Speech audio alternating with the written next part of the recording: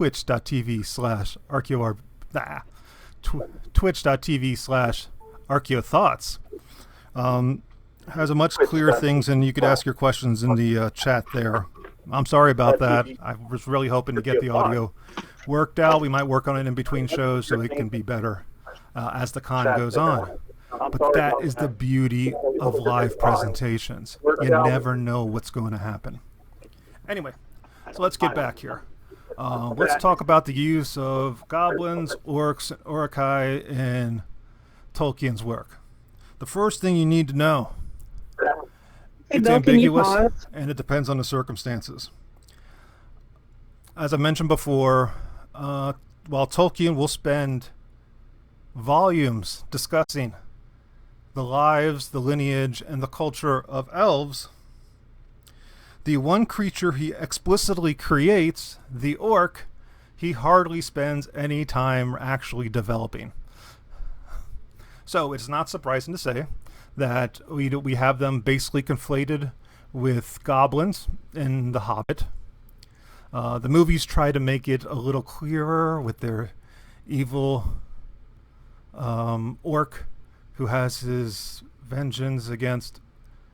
Man, those movies were so bad I can't remember any of them. I'm sorry for anyone who loves the Hobbit trilogy. Then we get to the orcs. They're a little more defined in Lord of the Rings. They're kind of still interchangeable with the goblins. They're kind of, they're just taller. For the most sakes.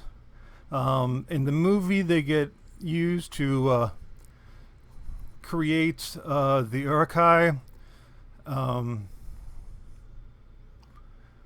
the Uruk-hai are just a sort of magical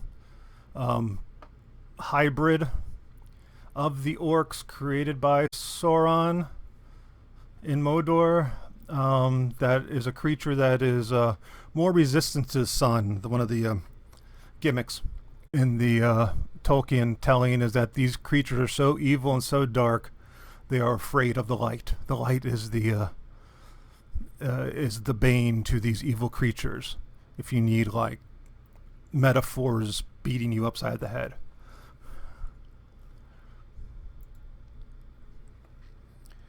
Speaking of being beaten upside the head, let's go to Dungeons and Dragons.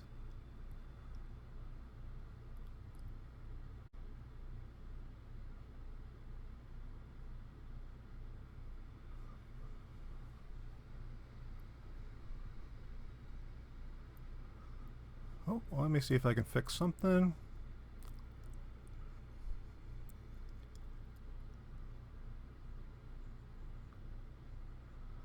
I'm getting feedback.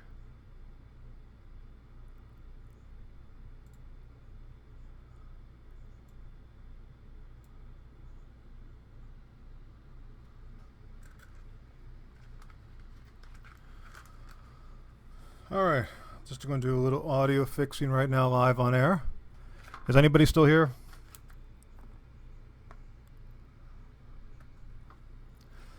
Okay. So, let's now talk about Dungeons and Dragons. So, we have Tolkien. He creates the orc as a necessary fodder for his Middle-earth stories. Needless to say, the Tolkien Middle-earth stories, nearly every writer and game developer of high fantasy or even low fantasy, we can honestly say is derivative of Lord of the Rings. Yay! People are saying I sound good. Excellent. So, what do we mean?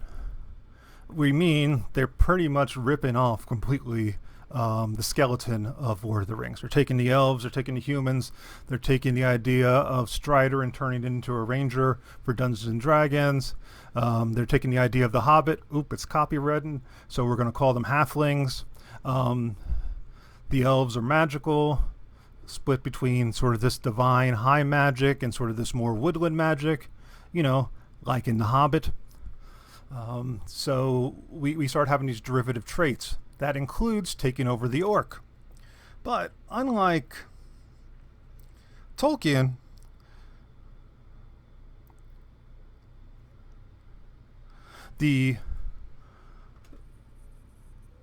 actually, let me do one thing real quick. If no one's paying attention onto the other channel, I'm going to turn that off.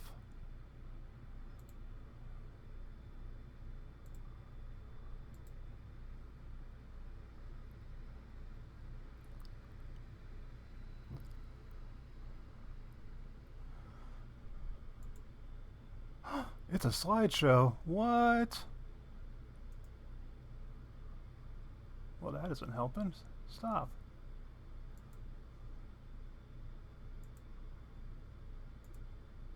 Darn computers. They are the worst.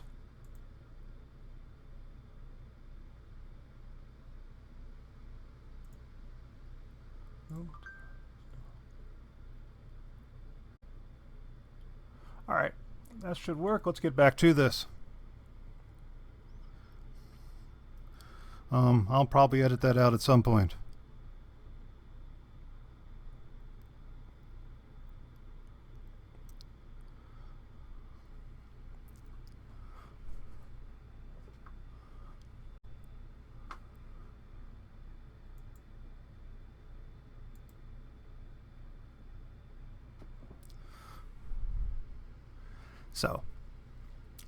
So we have that with Dungeons & Dragons. So let's dive in and find out what Dungeons & Dragons has to do with orcs. So, the Dungeons & Dragons has been through 5 editions since the mid-1970s. So for over 40 years, they've been refining this. This is from the 5th edition, the one that came out in the mid-2010s. So this is not a description from 1974 or anything like that.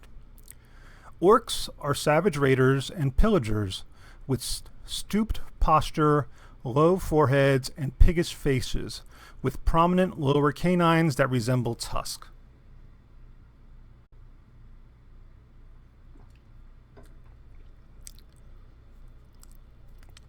So yeah, the idea of the orc savage continues on into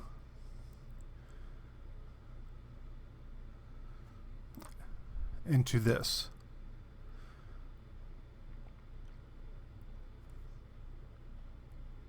Now let's go back to James Menendez, who I was talking about before. We'll get to Volo in a bit. Tolkien's decision to reify racism in the concept of fantasy races made it into Dungeons & Dragons largely unchanged. And in Dungeons & Dragons, you have the case here of racial essentializing. Once again, like I was saying before, there are distinct races. They actually get distinct bonuses within the game itself based upon which race you pick. They have certain characteristics. Halflings are lucky. Elves get a bonus to their magic. Dwarves are hardy, and they get a bonus to their constitution. Halflings are... not halflings. Half-elves are mysterious, so they get a bonus to their dexterity. Sort of these generalized stereotypes of their races get essentialized and put into the game as an actual bonus. Which is, you know, if you spend more than a moment thinking about it, gets way too close to sort of the pseudoscientific anthropology of the 19th and early 20th century, with the attempts to use the physical form of the human body as a means to judge behavior and character. So it's by itself is slippery slope. But at this point now, it's been normalized. You talk to someone about this, and they'll go, "It's just a game. What are you talking about? It's just the game." That's how normalized the idea of these races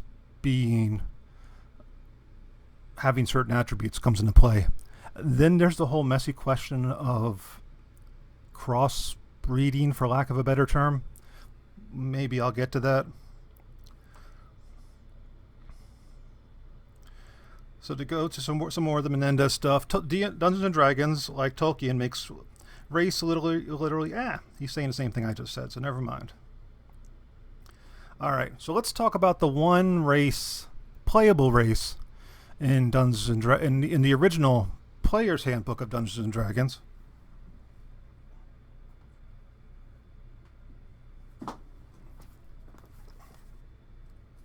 I brought props, people.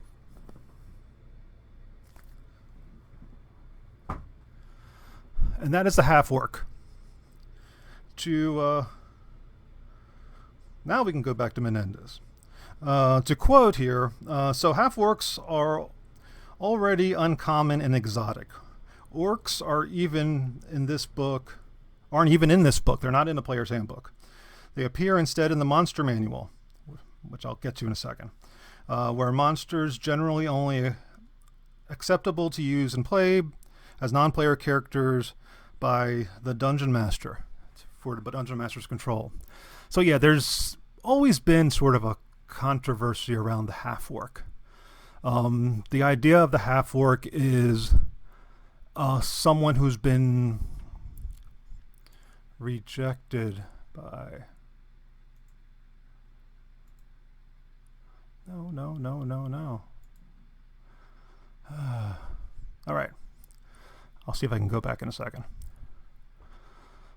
The half-orc is a tragic figure. They've been rejected by both worlds and are sort of, it's sort of built in their adventuring plot hook. They're out to be an adventurer because there's really no other place in the world for them. And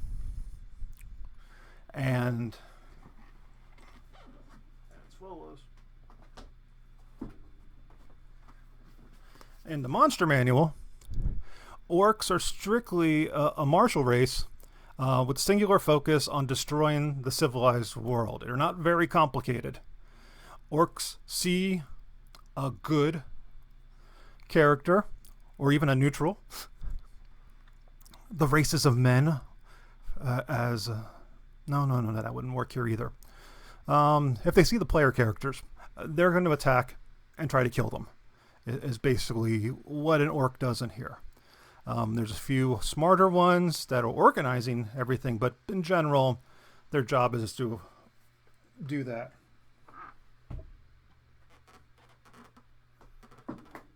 There is an interesting little supplementary book, Volo's Guide to Monsters.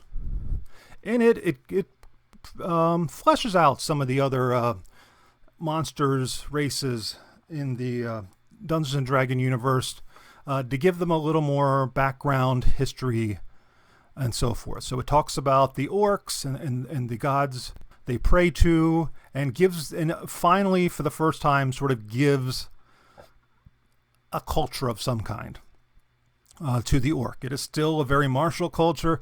It is still very singularly focused on conquest. It's still very imperialistic in nature. It's still...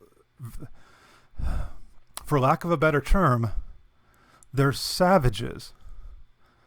But the orc player character could sometimes be noble. So, there's a problematic place there. So, but also in this book is the option of playing an orc as a player character. Now, they recommend this to be a little trickier type of character because by their very nature, they're hostile to anybody who would be player characters. So their suggestion is to use the orc as first have been raised outside their culture. So the culture of the orc is toxic.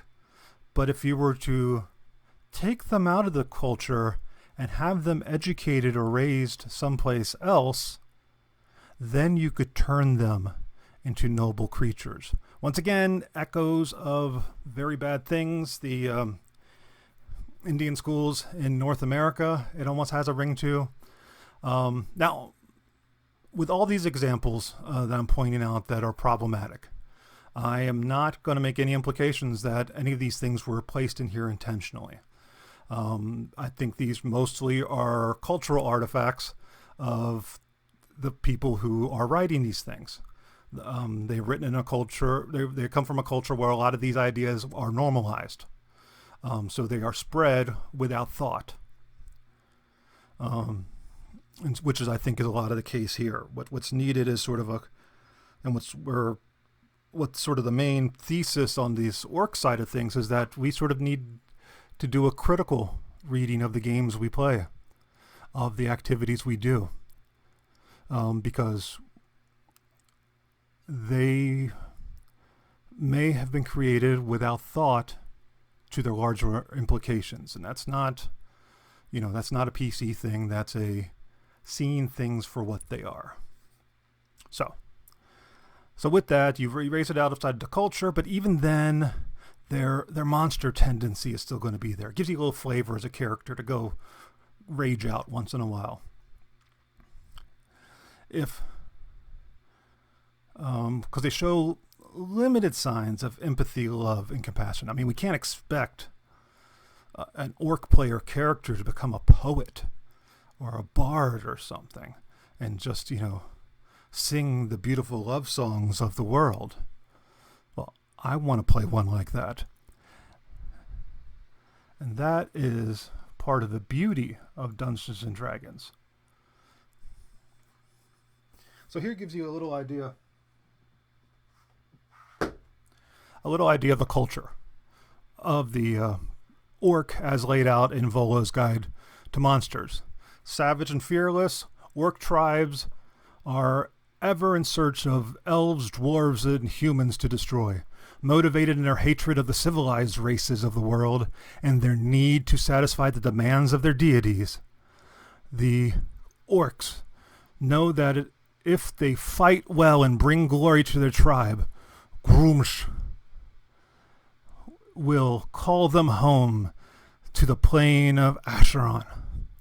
It is there in the afterlife where the chosen ones will join Grumsh and his army in their endless extraplanar battle for supremacy. So there's almost a popular notion of Norse mythology sort of built into that, of sort of a orcish Valhalla, as it were, in here, because all they're after is conquest and glory to satisfy their gods. Now, some other derivatives of the Tolkien legacy, which also use orcs, have tried different approaches. World of Warcraft, a game that's been popular for over 10 years now, has tried to walk a fine line between orcs that are actually heroic characters, I'm thinking of Thrall, and with orcs that are evil characters, and that all came after I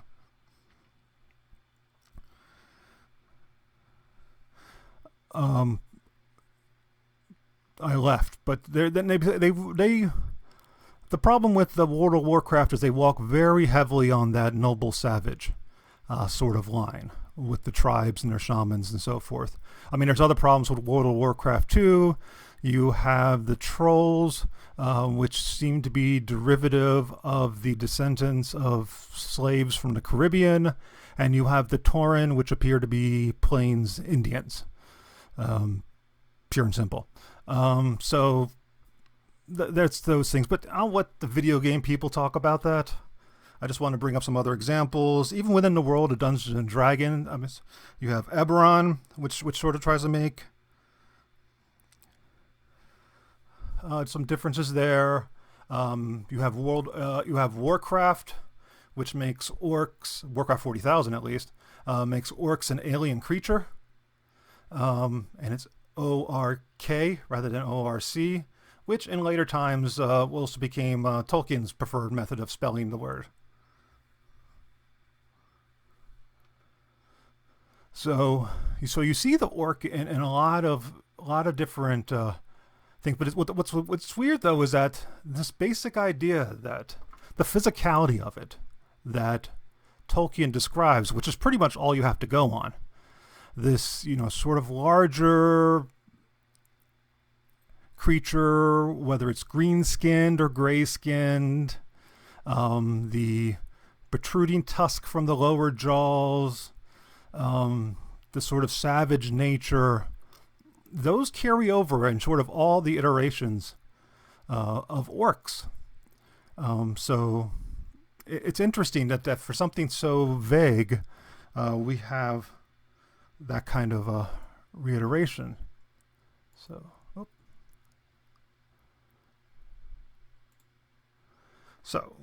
I promised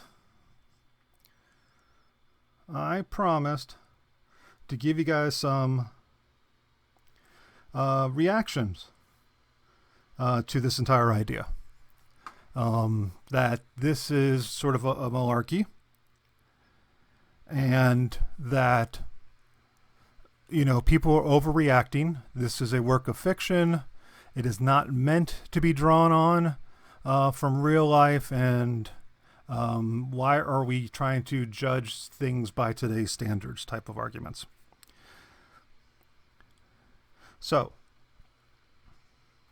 to quote a Christopher A. Ferguson from a blog post he wrote in Psychology Today, "No, orcs aren't racist." Quote, "No, orcs aren't racist. And D&D isn't promoting racism. There's no good scientific evidence to back up the claims of the new woke wave of moral outrage and policing. There are real issues around race and racial inequality we need to work on in the US and around the world. But as far as D&D goes, let's try to tune out society's moral entrepreneurs as best we can and get back to gaming."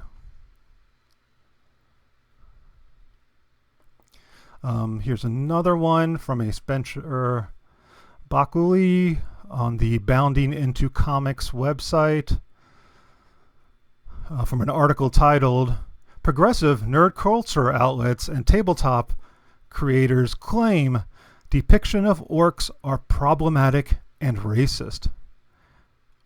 Quote, "Orcs, the monstrous fictional fantasy race, are once again under attack by nerd culture outlets and creators who are unable to separate fiction from reality for failing to conform to their very specific standards of progressive politics."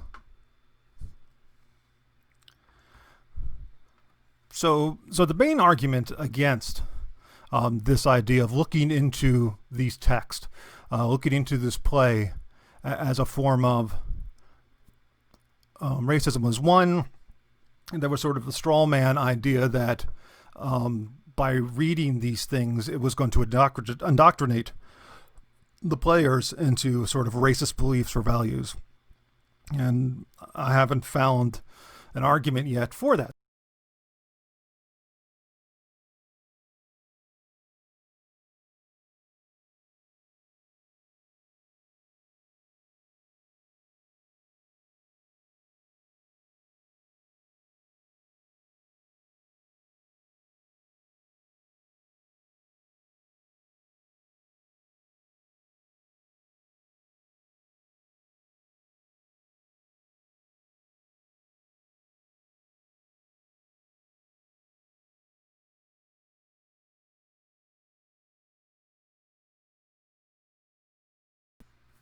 You will see that they are very helpful. They recognize that you're using stereotypes, and they think it's a good thing, because stereotypes, one, makes it easier for you as a writer, a developer, to write your tales, because there's already an established theme going on here, an established tropes there that you can just feed into those tropes, and that's less heavy lifting you have to do as an author.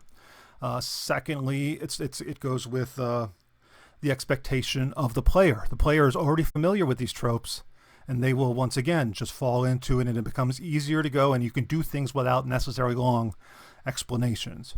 Because creating brand new things from scratch is a potentially very dangerous thing as a writer goes, because it could be absolutely rejected by your audience.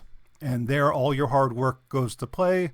And if it's a work such as a game, your game might fail because your characters just aren't engaging or relatable.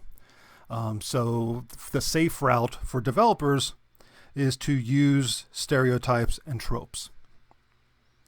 However, that's not all game developers. There are a lot of especially smaller developers who are moving beyond this point.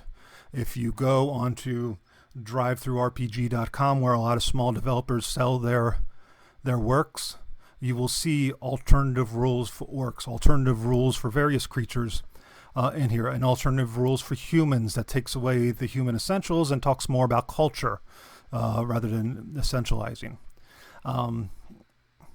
You see works like the Zweihandler new book that came out last year, where they explicitly talk about being gender neutral in their work. You have the new editions being played in the world of Call of Cthulhu, not necessarily Call of Cthulhu the game, which are explicitly saying up front that H.P. Lovecraft was a racist, and a lot of his works contains racist tropes, stereotypes, and harmful things. And that's not what the game developers stand for, and they're hoping that their game moves beyond those tropes. So there are steps being made to move beyond this. So, but it is an ongoing cultural debate, and I think that's where the archaeologist comes in. And this will be my last part before we go to the video. Because we are actually when these arguments come up, whether it's the one in August this year, whether it was 2018, whenever it was back, these are all arguments over objects, the text, the game, the books, the movies, the toys, the everythings, and the present, how society is today. What do we define as play? Is play an area of escape, or is play, like everything else in our culture, a reflection of that culture? So these are the discussions and debates that we're having now, but we're using the past to sort of stage our arguments. That's a perfect place for an archaeologist to sit. All right. So this is the attempt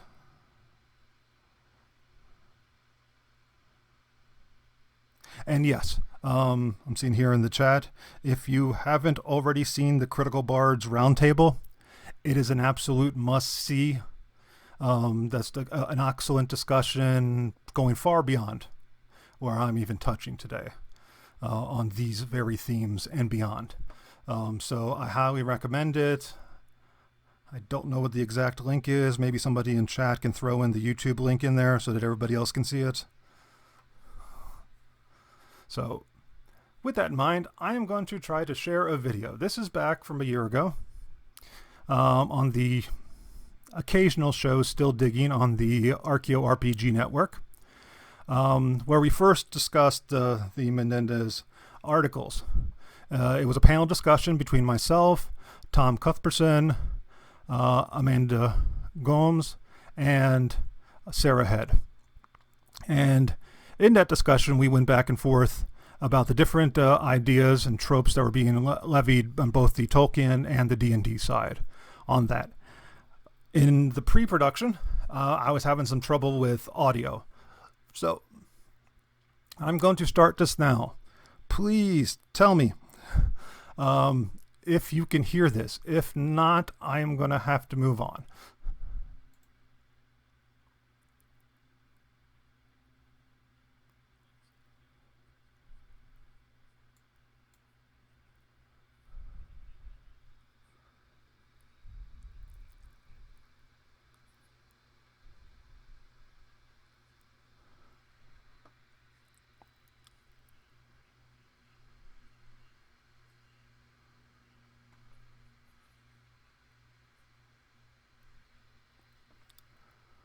All right, I'm going to try one more thing.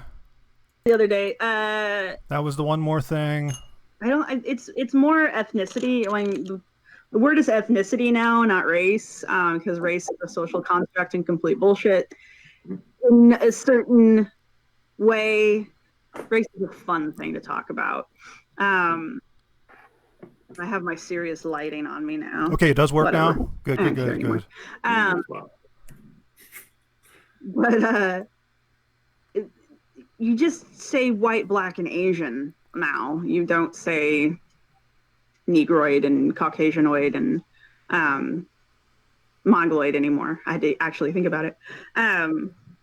I don't know if white, black, and Asian is any really better, but they're more recognizable terms for the modern era, and they are, I don't know, less negative. I know Asian really isn't the best word to use because it really does kind of just lump like a third of the planet into a group. It's a very broad stroke. Yeah, it really is very broad. But I think actually, like, didn't they start breaking down? Haven't they started breaking out Native American now too? Like that's its own category. I don't know. It's been forever. It depends on what country you're in and which department you're in and what government agency you're in and all that kind of good stuff.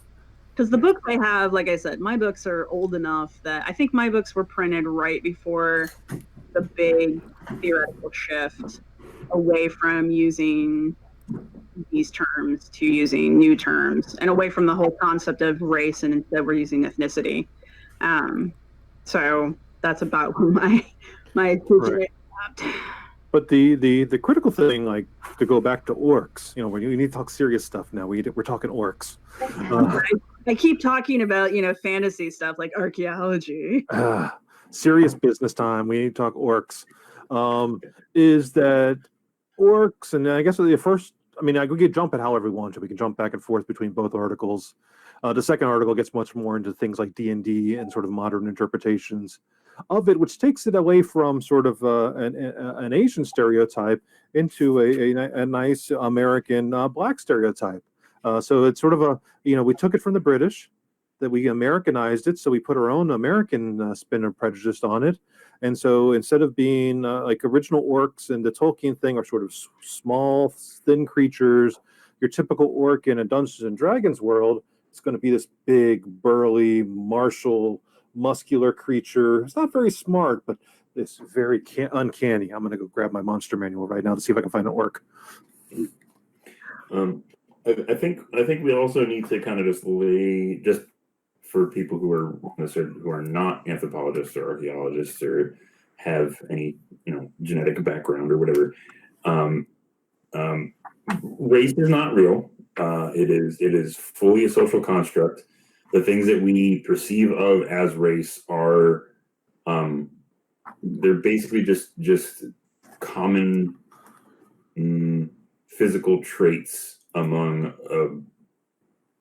I can't think of a better word than breeding group, but that is kind of the word for it, I suppose. That's not the right word though, is it? No, that's not the right word. Not community, because it's more specific than that. It can be very specific to a community, though. I mean, if you're using community in like the broad sense, that's why I say stick with ethnicity, because a lot of ethnicities have common physical traits. I'm thinking like, European Jewish communities and, the obvious ones, African and Hispanic community ethnicities and that kind of stuff. But the really tricky part with race is it's a complete social construct and it will change depending on where you are in the world. Mm-hmm. But as far as being a social reality, race is very real because your personal experience, your mileage will vary depending on what race you're perceived to be by the society or the culture group that you're in. So, I can sit here and say race doesn't exist, and then somebody who's black is going to come up and be like, excuse me, because their whole life is defined by their race. I mean, yeah, they're completely socially constructed here in America, but it's two things happening simultaneous. Yeah. One, it doesn't exist. Two, it is real.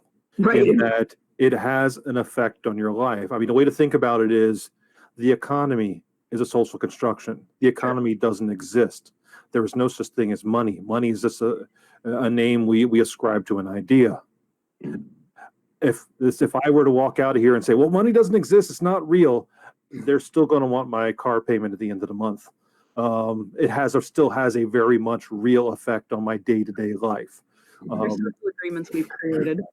Race is a social construction that feed into systems of power within our society, and they are made up out of whole cloth. They are imagined. It's probably the best way of putting it. They are imagined constructs, but they are very much real. People live, people die because of concepts such as race. So we don't want to diminish it in that way, shape, or form. But we want to make sure, if you take away nothing else, that it is not natural in any way, shape, or form. We are trying to denaturalize this concept for you. There's nothing innate about, anything you've ever heard about. Well, Black people can do this, and Asian people are good at that, and white people can do that. That's all BS. But on a systemic level, is your race going to potentially directly impact your life? Yes. But as you were saying, this does go back to the more serious topic of gaming, especially when it comes to I beat you to it. But the whole idea of race is real, and most fantasy style D&D games that was redundant, but anyway. So would you call a D&D a raced realist game? I don't know what race realism is. It's just racist. It's a white nationalist term. It's soft white nationalism. Soft white nationalism? Soft white nationalism. They try to come up with all sorts of different. In the same sense that American culture in general is white nationalist. Yeah. And they're not. Let's stop using nationalists. They're not nationalists. They're supremacists. They're white supremacists. Yeah. Nationalism comes from the concept that they want America to be a white nation. Anyway. Back to orcs. Back to orcs. Yeah, but the actual mechanics of fantasy style games, even in if people who aren't playing tabletop games, even if you're playing video games, a lot of times you have to select your character race or species, and you get racial bonuses based on what you pick. And some races are better at magic, and some races are better at heavy weapons, and some races are better at digging holes. Being angry. And within the world. I mean, how people play dwarves because they like to be able to drink other people under the table. What are you saying about dwarves, man? But yes, I think it's very sad to say, but I think racism is inherent to role-playing games, but I don't think role-playing games are racist. Does that make sense? I think it's the same kind of argument I was making before, in the sense that American culture is not. It's built on a racist concept, or was built by or in a racist concept, and therefore subconsciously it's always going to have some remnant of that without very drastic intervention. But yes. So to bring in to bring in a little critical theory here, because if we're going to discuss serious things like orcs, you must bring in critical theory. It would be safe to say then that things like role-playing games are always already racist because they are within the superstructure of a white nationalist system, or a racist system in general. So it's not inherently or intentionally. This is not a condemnation of any of the creators, including Tolkien. It's more of a reflection of the society. Like all art is a reflection of the societal times in which it is created.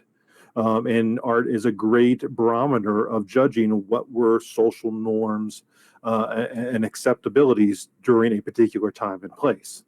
And so, like any art, Dungeons and Dragons reflects that art of the late 20th century, United States, coming right out of the Civil Rights era, a very tense time.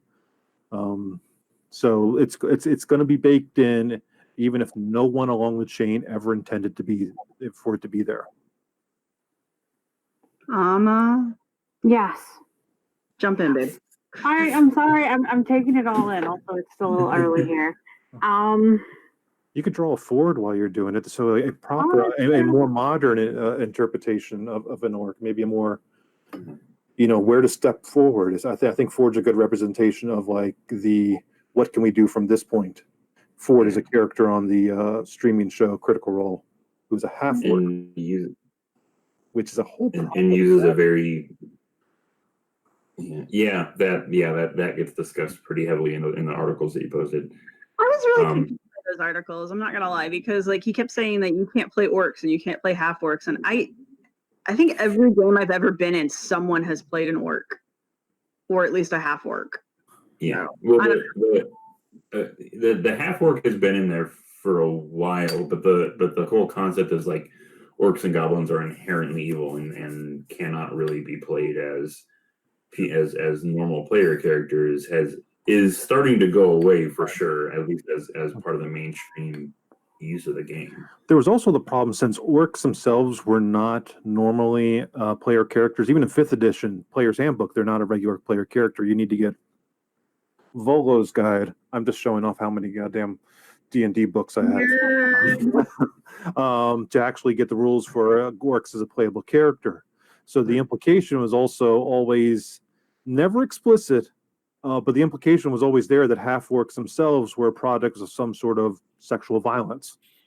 Was sort of always implied there, which also plays into some of these other racial stereotypes, which first existed, not first existed, which exist in Europe towards people of the East, and the United States towards people of African descent. They sort of like they're coming for our women type of stereotypes. I had that's still kind of a thing. Experience with role playing than y'all have, because like I never picked up on that as a gamer, and my parents were gamers, so like I've never picked up on that. I think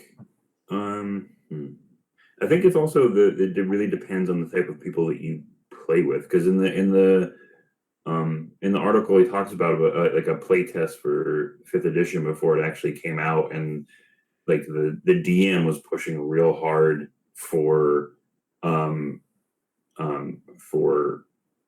basically not using orcs as player characters, and then not and not considering them even as people, because there's like towards the end of the description there's the orcs are there's like orc raiders or something, they have to go right, bust them out of this cave or whatever, and at the end of it there's like orc children cowering in the corner, and one of them like goes up and kills one. Yeah, one of the other player characters kills an orc child, and so the guy playing is like, roll initiative. He's ready to throw, and then the DM closes down the game right then. Yeah, and the DM completely shuts it down. But I think that's also not the. I don't know if that is a common. Right. I mean, it sounds like a bad experience among groups. That sounds like a bad take. There's that one guy, and it's usually the guy in every group who's just like the secret psychopath. So that sounds like, that's what that guy was. Or there's always somebody who's going to be extra. I mean, the beauty of our role playing is that there's so many different kind of people, and so many people get different things out of it. There are people who play the game for the role playing experience and to get deep into their character and explore it. Other players are trying to min-max their stats completely so they can have be soaked in as much blood by the end of the session. Well, you have to win. They are the murder. They have to win the game. They are the murder hobos. Role play. You walk into the store, and the shopkeeper says hello. Your mage throws a fireball inside and blows everybody up. Look, that only happens. You loot the place. I mean, to be fair, though, I think we've stepped away a little bit, kind of put a lot of the onus on the player. But, ultimately, when it comes down to, it's more of a critique of the system itself. And so far as we were saying, society, race being a construct and it being upheld, within that given, social sphere. If you look at D&D as a system in a whole, it works kind of on, in essence, categories and binaries, good versus evil, and, what is your alignment? and you've given a race, in essence, an evil alignment. And that's what in part comes out in that article, is the fact that we have, as a whole, within this D&D system, orcs are bad, and we've given them no agency in that whatsoever. And I think an important distinction that sort of like absolves, would not absolve harm in the designs of these things, is that they mean race by the fact that these different races, or at least some of them in game, are allowed to procreate internally with viable offsprings, implying that they are of the same species, but different races or at least neighboring species. So that, at least in the base game, humans, elves, and orcs are all of the same species, just different races of that, where one is held as more intelligent and beautiful and grace-aligned with the elves, and the orcs are some sort of warlike creatures which aren't even worthy of being a playable character. In the other ones, you're sort of half orc, which of course, that also brings up a troubling descriptions for anyone who is of mixed race descent. The sort of the for lack of better terms, and the only way I know how to describe it in American, which is, I know, so I apologize now, would be the concept of the half-breed, where it's the sort of liminal person who is an internal outsider. You see a lot in sort of American Western motif. You have the person who is maybe half Native American, half white, who is sort of your gateway character between those two worlds, but in the end doesn't belong to either one. So that's sort of what you hear, that half thing. That's what that archetype brings to mind.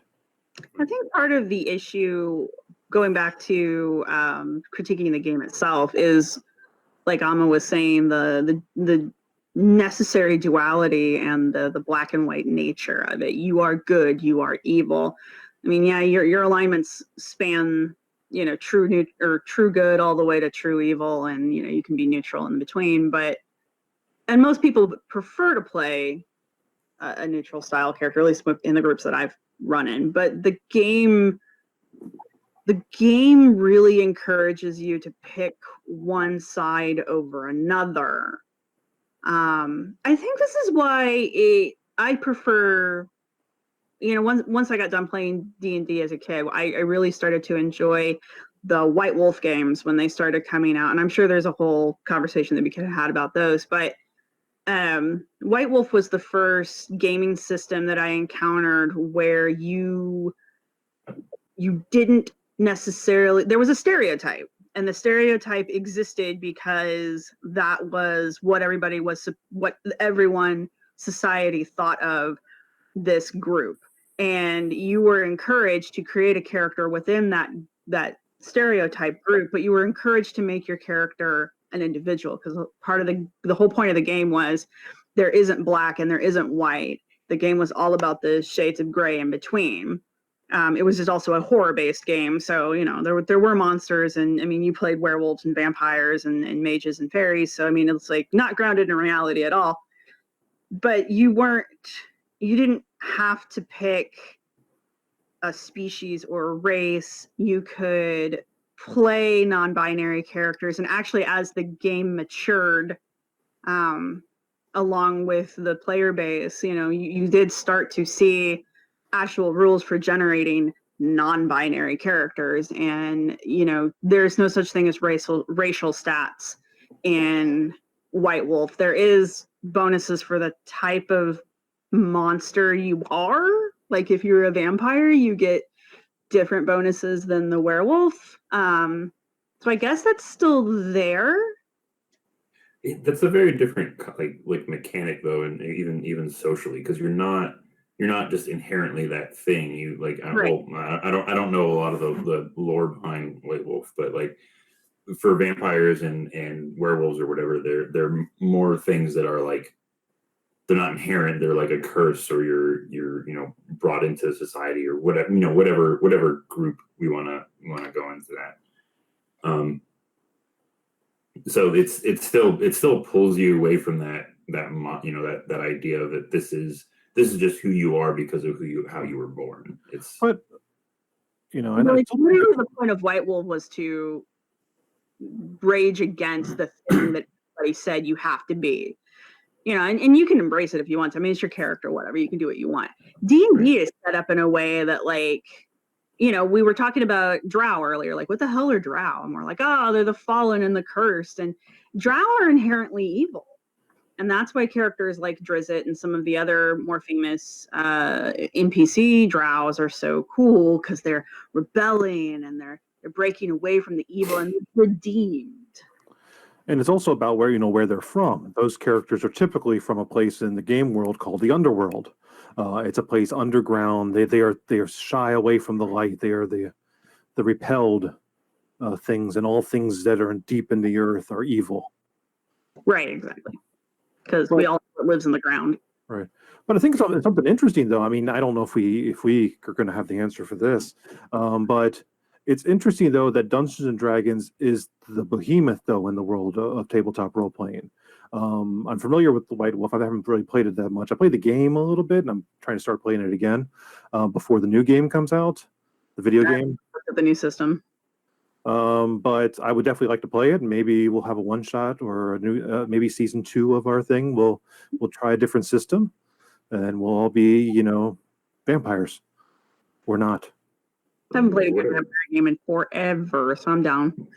But it's the mechanics of Dungeons and Dragons that you see in so many other types of tabletop role-playing games, other types of video games. The entire RPG genre is in some way, shape, or form variations of the D&D model. Even like your Final Fantasies and your JRPGs play upon a lot of these D&D style myths. So it has long legs. So I think it is still interesting, sort of to critique the structural underpinnings of this. And I like how this is all focused strictly on the orc, because you could probably do this about sort of all the character races in there. But by sort of like paying attention to the orc, it gives you that time to sort of sit there and think about it and to sort of go on there. So like what Alma's drawing right now, the big guy in the middle is typical how a 5th edition orc would look like, where the more slight guy on the right who still lifts. Okay, he still lifts. He's not that weak, even if he is weaker than his girlfriend. Or not girlfriend. Not girlfriend. Y'all watch that show. We watch way too much that show. Yeah. I don't know what I'm doing this week when there's no episode. He's a half orc. Hang on, Alma's kind of famous. Oh, she is super famous. 3 times now? Twice? 3 times? 3 times. Her art has shown up on Critical Role now. So because it's good. It is good. Can't handle this. I'm aiming for 4. Let me tell you. This is the real reason she's not putting the video up, is because at this point she can't stand the fame.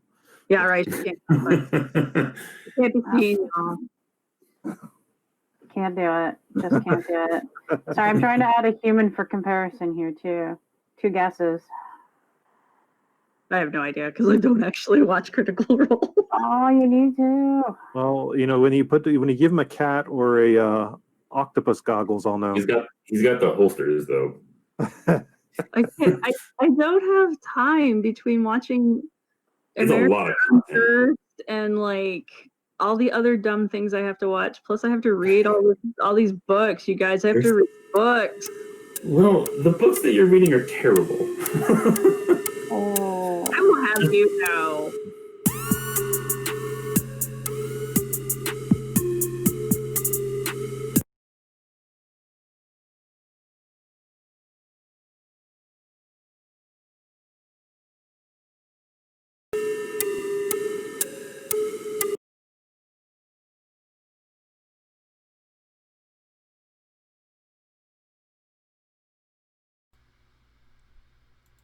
And I'm back. So we had the video there. I hope you all enjoyed it. Discussion there. You'll see that a lot of my ideas I borrowed from my friends. But we also had a good discussion there, where a lot of the things you heard in the first part sort of carry through there. An interesting question that came through chat from J.A. Pasco during the video was, another thing you didn't discuss much in the split is the split between mechanics and flavor, where the latter can be more easily altered by changing the settings, either with published settings or by homebrew. And that is true. You can take the skins of Dungeons and Dragons. There's even a thing called the OGL, Open Games License, where a stripped down version of 5th edition is available for anybody to use. It's an open source type of thing, as long as you're using those as strictly defined in that area, and you can make your own game based upon those mechanics. Now, those mechanics are still built on a system which essentializes race, so you would have to find a way to work around that. And this is where the changing of setting, just taking the rules of D&D and throwing on a Call of Cthulhu game, throwing on a high school lifestyle Stranger Things type game, throwing on a different skin of that game could change the tone in which you're lessening or eliminating the race essentialism. But the problem is the mechanics. Now, you can change the mechanics, but there becomes a point where you've changed the mechanics so much you've become a new game. Think Pathfinder. If those of you who are familiar with Pathfinder, that started off as a modification of Dungeons & Dragons 3.5, and then became its own game. I think it was intentional, but that's the idea. As you change it so much, it becomes its own thing. So that is the difference. If you're going to look for a system, if you're looking for a system that eliminates these things, these are the kind of things you need to consider.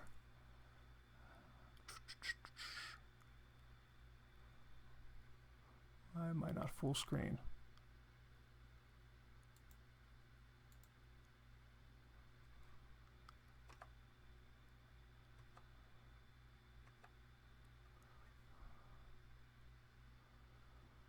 I'm doing more Q&A. Oh well, it's not harmful. It's just annoying.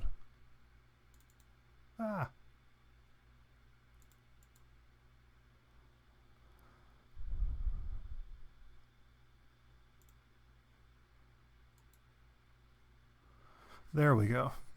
All right. Does that answer that part of the question?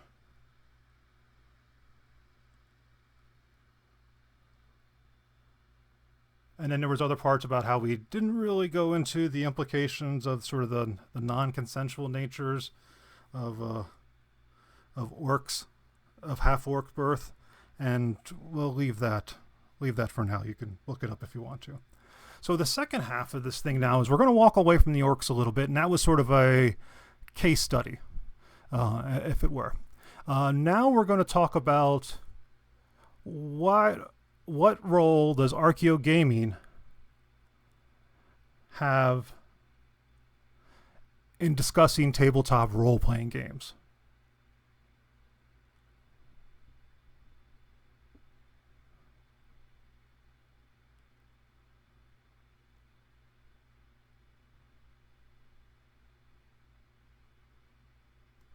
And with that in mind, first, I think we're going to talk about what is ArchaeoGaming. I don't know if Sarah said that during her broadcast today, but you're going to see plenty of examples of it during this ArchaeoGaming con.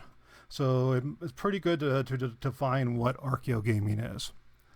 ArchaeoGaming, quoting here, ArchaeoGaming broadly defined is the archaeology both in and of digital games.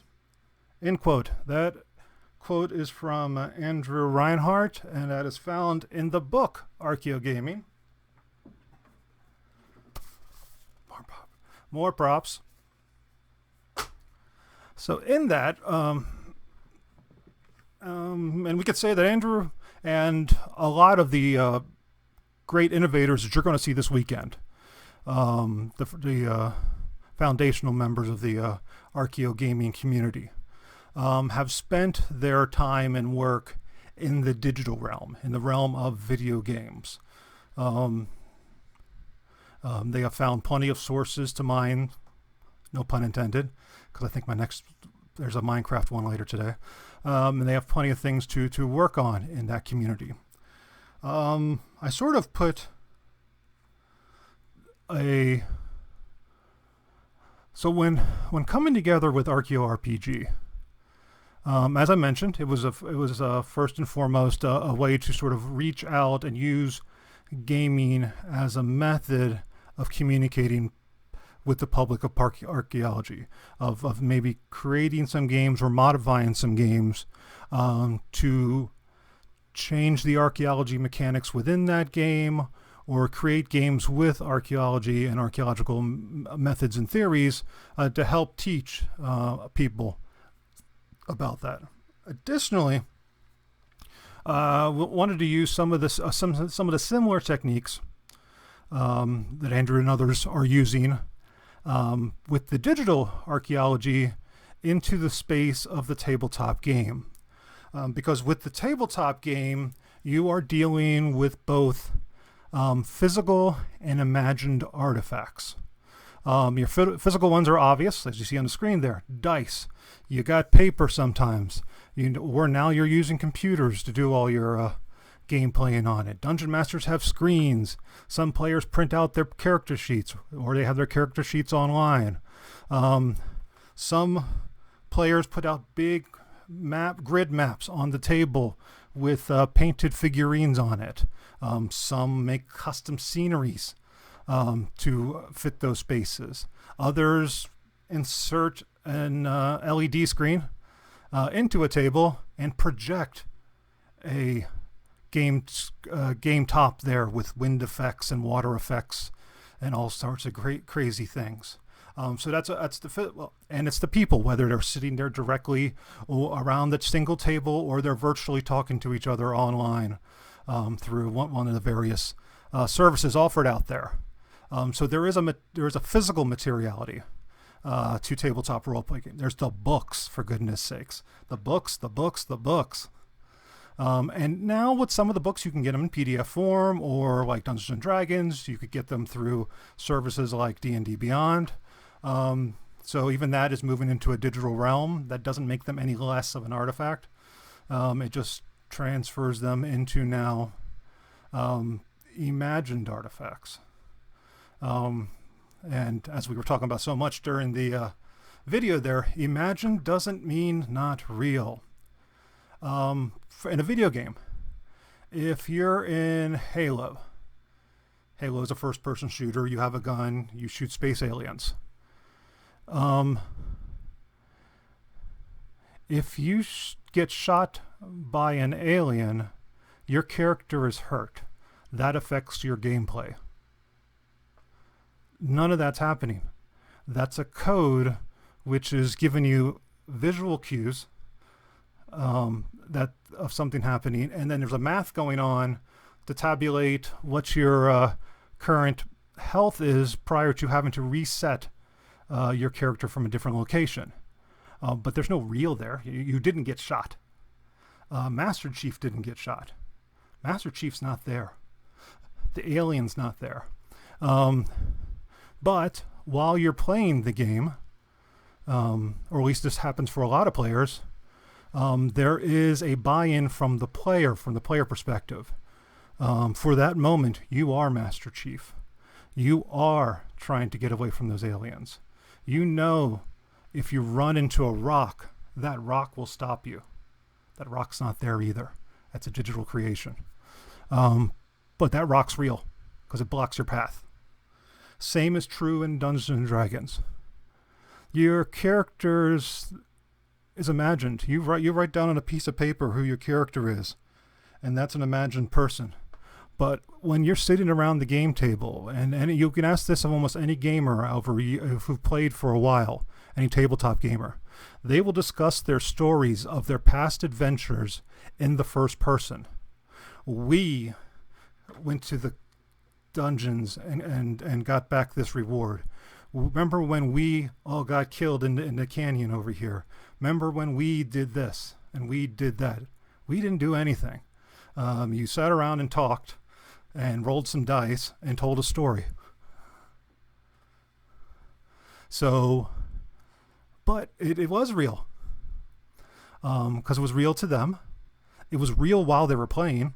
And when you're playing with the rules, if you go into a tavern, there are certain rules. You don't just walk through a wall. You agree that there's a wall in a certain place.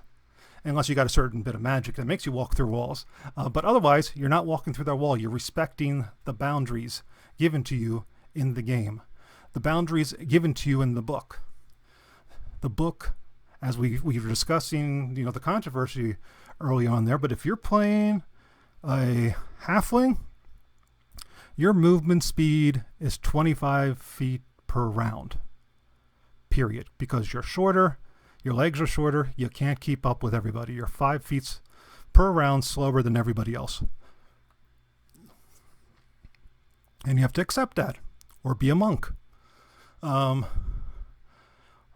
that's how, so you buy into the rules of the game. If something, in the book says it costs 50 gold pieces, it costs 50 gold pieces. Now, we've talked before, the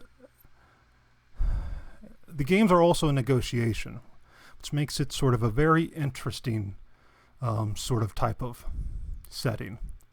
Because first you have the game developer, who's creating the mechanics, the framework, and possibly even the adventure that you're going to be playing in. You have the game master, who is either going to be refereeing that game system and module that they got from the game developers or another game writer, or they will have written their own adventure and they're interpreting that through the course of gameplay. And as such, they're making interpretations. As you see all along the line, there's interpretations being made. The player character is listening to the dungeon master, understands the system in which they're playing in, understands what any modifications that the dungeon master game master wants to do to that system, and is now trying to play their character within that system. Sometimes they're pushing the limits of that system. They're going to try to find ways of maybe loopholes that the designer and the game master didn't anticipate. Maybe to an exploit, maybe not to an exploit. You'll have some which are going to be absolute strict rule followers and do exactly as they say, but that's still a style of gameplay. So those are sort of the materiality going on there. So what can we learn and what can we tell? Well, through the physical elements of it, if we were to find old rule books from the 1970s that could tell us a little bit about how the game was played, well, that seems to be common and popular enough. There's nothing really going on there. Another avenue would be to find, and remember, with archaeology, we are not trying to find everything from the past. We can't. We are merely getting a segment, a sample of the past, and trying to make some interpretations based upon that sampling. So when we're talking about this, a artifact from the past from role-playing games could be the notes of a dungeon master from 1979, which was kept in the back of a closet, which an adult child has found years and years later, after that person has passed, and wants to donate that to somebody. Those are artifacts of the past. Now, historians may think it's theirs, but we'll take it. Old dice, like you get dodecahedron, 12-sided dice, being found from Roman sites. The idea of dice and dice play is important. So role-playing games roll into sort of all the sort of types of gameplays. The history of dice itself is a fascinating one, and that goes back thousands of years. Game playing goes back thousands of years. Searching back to see the idea of role-playing would be an absolute interesting level of study. So that's some of the areas of where tabletop role-playing and the study of tabletop role-playing as ArchaeoGaming could go.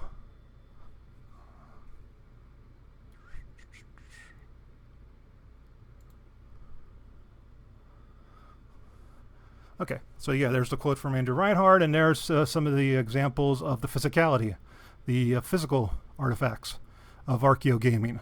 You got all those dice, all that paper, that gridded map in 1-inch grids, the 33 millimeter or 25 millimeter figures. I play digitally now, so I forget what size of the figures are. I don't have them anymore. Anyway, those are all physical artifacts of tabletop role-playing.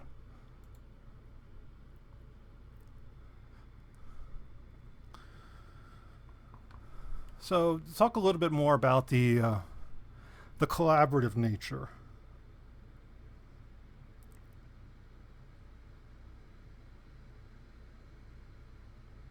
of this.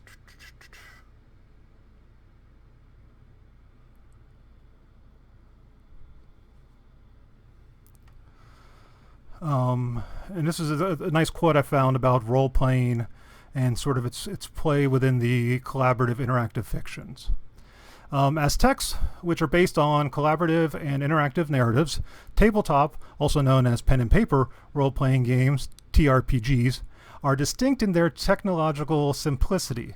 Indeed, in their traditional form, all they really require is the physical presence of a group of players, commonly around a table, hence tabletop, who collaboratively participate in developing a narrative, and a system of rules which allow resolving the outcome of situations in which different levels of chance may be involved.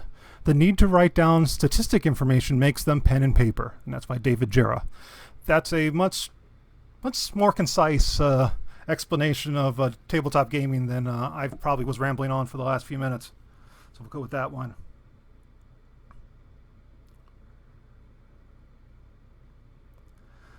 And let me go back. It's sort of another fundamental basis of ArchaeoGaming from Andrew Reinhardt in his book ArchaeoGaming, where he's discussing another archaeologist, Ian Hodder. So it's an archaeologist talking about an archaeologist with an archaeologist telling you about this right now. All right. So the quote. In Hodder's book, Entangled, an archaeology of the relationships between humans and things, he devotes the entire third chapter to the notion that, quote, things depend on things, end quote. Objects are beholden to operational chains and sequences, and are dependent on materials, functions, and time. Things also depend on people in order to be useful. These human-made artifacts entrapping people in long-term relationships of material interest, care, and maintenance, end quote. This is from Hodder's book, Entangled, from 2012. Now, I bring this up because it's archaeologists have made a mistake in the past, and a lot of other people have too, of assuming an artifact has an inherent value. That there's something inherent about an object that makes it special. Where it's sort of the other way around. That's how the object was used, the context in which the object is located in, its rarity. It's sort of everything outside of the actual object is what's really important about the object. It's place within history. All the other things outside the physical thing are more important. So you could almost say that the physicality of an artifact is not as important. And that's becoming sort of an interesting area within even actual archaeology as more artifacts are being digitized and cataloged as data. There's an interesting question about whether the artifact itself is a thing of importance. But that's not for here. That's for a discussion for another day. But that goes to the idea that artifacts can be imagined. And as we discussed in that video, imagined can be real. And that imagined can be digital, or it can be strictly within the minds of or strictly living within a story that's being told among a group of friends around the table. And as you can see here, this is a collection of bookshelves. This is not even truly representative of all the different RPGs that are out there right now. I see GURP, which I'm not even sure it's still published anymore. That might be out of print. I see a 3.5 edition of Eberron for Dungeons and Dragons. So this is an older picture. There's a Call of Cthulhu guidebook there. I'm not even going to try to read the rest of them, but you can see there's a lot of stuff going on there. So there are many other systems to be played. We've been spending a lot of our time talking about Dungeons and Dragons today, but that's not as important. All of these things are attempts, as I said before, with the much better quote than mine, that in its core, tabletop role-playing is collaborative rules, storytelling with rules and paperwork. And all these books here are about telling stories with rules and paperwork. Some of them, most of them will include dice, some don't. But they still have rules to solve matters.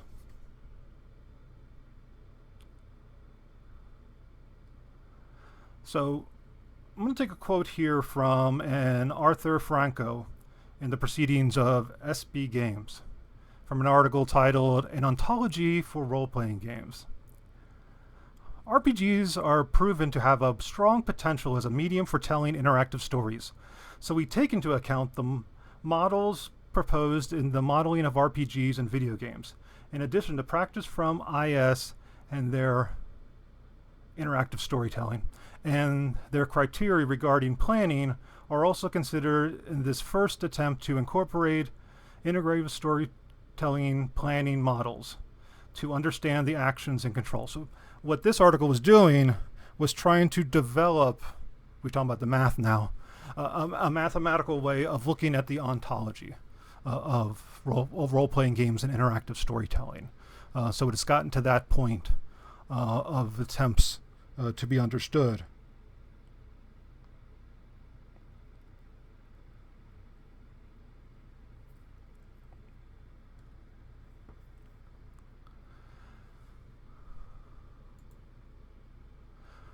Before I get to that part, I want to do one more thing because I have to do it. I want to talk a little more about Foucault.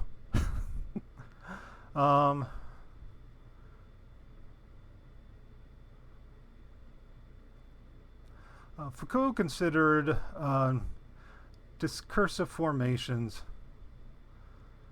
in terms of the threshold. Nah, I don't want to do that quote. Instead,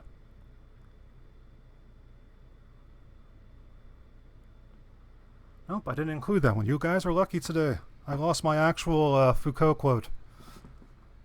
I'll put that in later. So that's trying to establish very roughly, very loosely, as you can see right now. One of the things I'm going to be doing this weekend is paying attention to a lot of these more developed theories and methods in ArchaeoGaming to sort of work and refine the project that I'm working on. Now, the project, which is ArchaeoRPG, as I've mentioned a few times, it's to create entertainment based upon actual archaeological methods and theories. The priorities of this group have been to, one, educate a public through entertainment and to be a form of public archaeology. Some of the shows we have done so far, it's been a scattering so far. We're still looking for that one groove to make it all sort of work and go. And like any good science or anything, we're experimenting. Things work, things don't work. We learn lessons. We keep moving forward.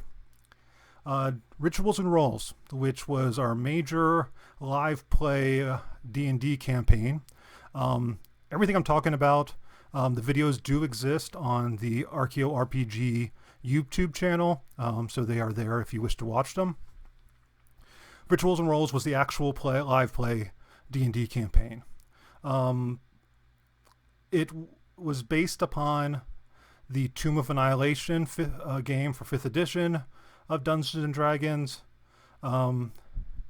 We had also been playing sort of a prequel from a smaller module I had found. And we had sort of stopped playing at the point where we got to the island. No spoilers, we hadn't gotten that deep in yet. And then life and pandemics have gotten in the way, and that one is sort of on hiatus at the moment.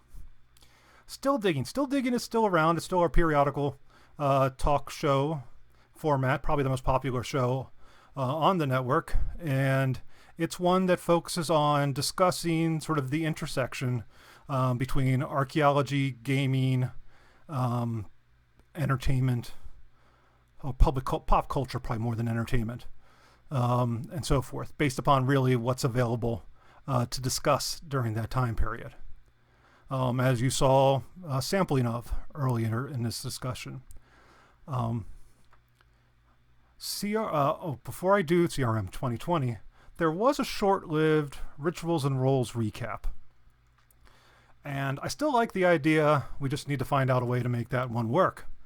The intention of that one is to have a recap show, a smaller half-hour or so recap show after Rituals and Rolls, in which we could go into the actual archaeology that was discussed in the episode. Because we discovered early on, especially when playing an adapted work or a pre-adapted work like Tomb of Annihilation, it's hard to bring in the archaeology unless it's already baked into the game.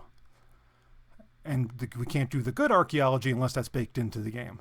So our best bet is to act our characters mindful of the archaeology we want to get across, and then have a different platform, which was going to be the recap show, that would sort of unpack that for the audience. And then lastly, and more recently, and even more haphazardly, we had CRM 2020, our attempt at playing Cyberpunk 2020. It was a weird and wild adventure. I don't know if we did any archaeology in it, but we had fun. And those are available. That train wreck, and I mean the train wreck in the best way possible, is also available at on the ArchaeoRPG channel. So with that, we have come to the closing of today. So what have we learned?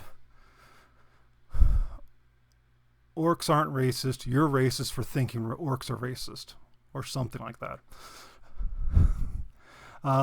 We also learned, at least I think, tabletop role-playing game can be examined through ArchaeoGaming.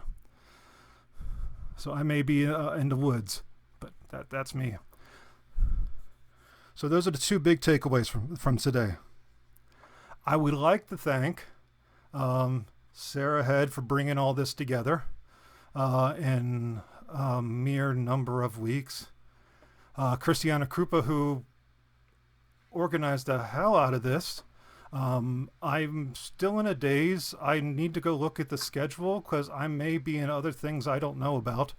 And I sincerely want to thank ArchaeoRPG, which I've mentioned before.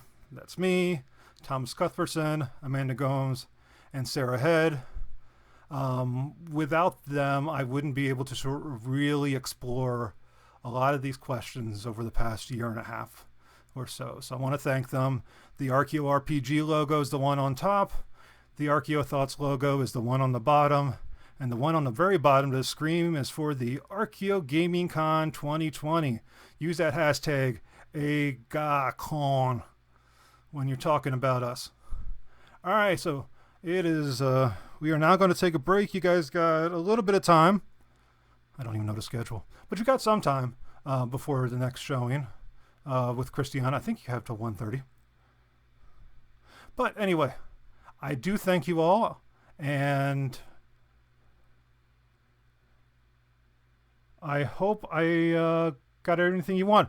Please, if you do have any questions for me, you can get me on Twitter at Archaeothoughts. Yeah, that's going to be the best place to get me, and I'll be more than happy to answer all your questions on that. Thank you very much, and enjoy the rest of the con.